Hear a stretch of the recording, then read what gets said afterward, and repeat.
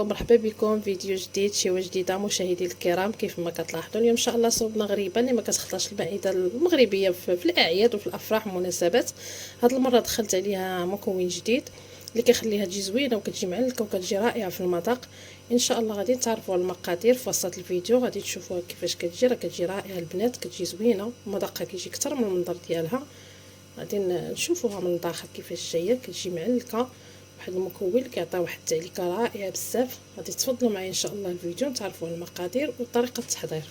اول حاجه كنبداو بها، عندي هنا واحد 6 ديال البيضات. انا غادي ندير كلشي البيضات في الهاشوار. بسم الله. انا غادي نخلطها في الهاشوار ولا خلطوها في الكاس المونينيكس بحال اولا بيديكم. المهم هذه كتختصر علينا الوقت وصافي. غادي نزيد واحد 2 كيسان ديال سنيده. هذا الكاس الاول، هذا الكاس الجوج 2 كيسان كيف ما قلت لكم. صافي غادي نخلطهم مزيان حتى تذوب هاد السنيده ونكملوا باقي العناصر ان شاء الله. كما شفتوا البنات الخليط انا حولته هنا في المونينيكس، الهاشوار سكتت لي وقع فيها شي مشكل. كتخلطوا مزيان ديك السنيده مع البيض على هذا الشكل هذا. دابا غادي نزيدها المكونات الاخرى. غادي نزيد واحد 2 كيسان الزيت، كاس الجوج،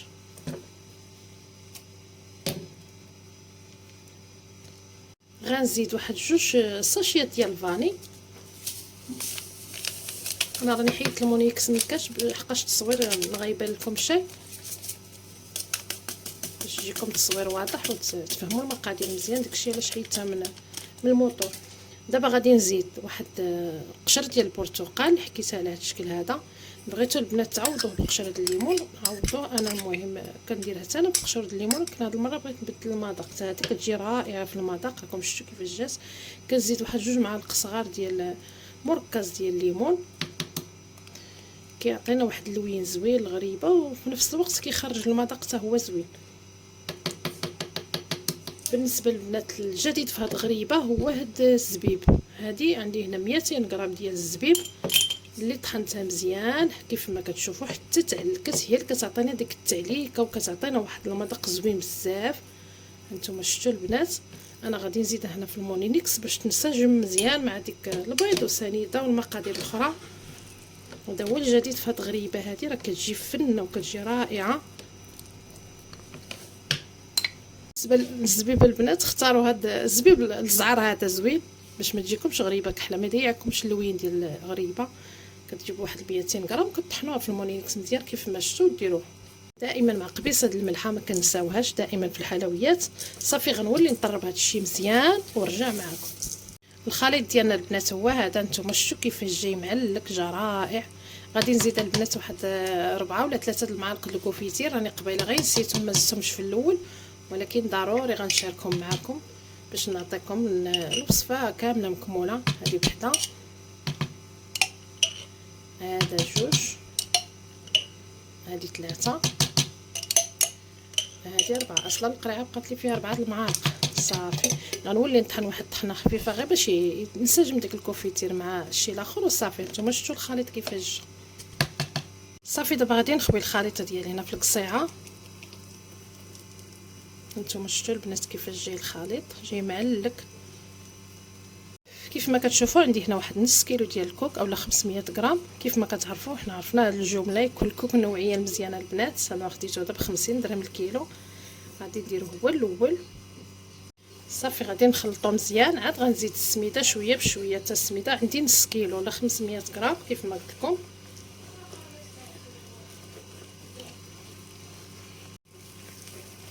صافي البنات غادي نبدا نزيد السميده كيف ما قلت لكم 500 غرام. عندي هنا السميده غادي نحاول ندخلها كامله. بالنسبه للبنات الخمارات راهم عندي 3، غادي نخويهم دابا. عارفين يد وحده.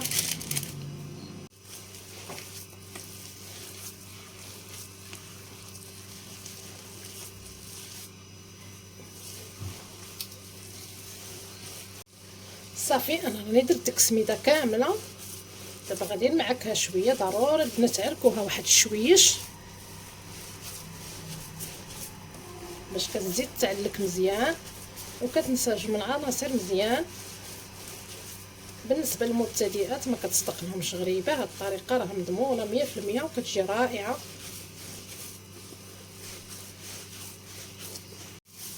صافي البنات كيف ما شفتوا راه عركتها مزيان.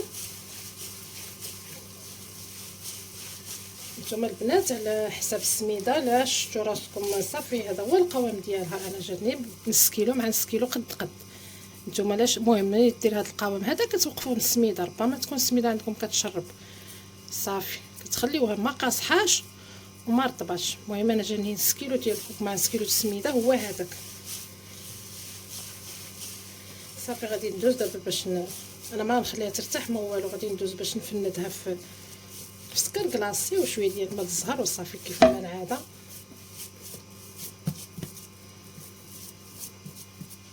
صافي كيف ما كتشوفوا انا عندي هنا السكر كلاصي اللي يكون سبيسيال وشويه ديال الماء الزهر. بالنسبه للغريبه انا حولتها هنا في هاد الجبابينيه هذه كندهنوا يدينا هكا بالماء الزهر باش كتعطي ديك الرويحه زوينه وباش كيتبت لنا عليها السكر كلاصي. صافي كنستمروا بهذه الطريقه البنات. نوريكم غير واحد الجويجات.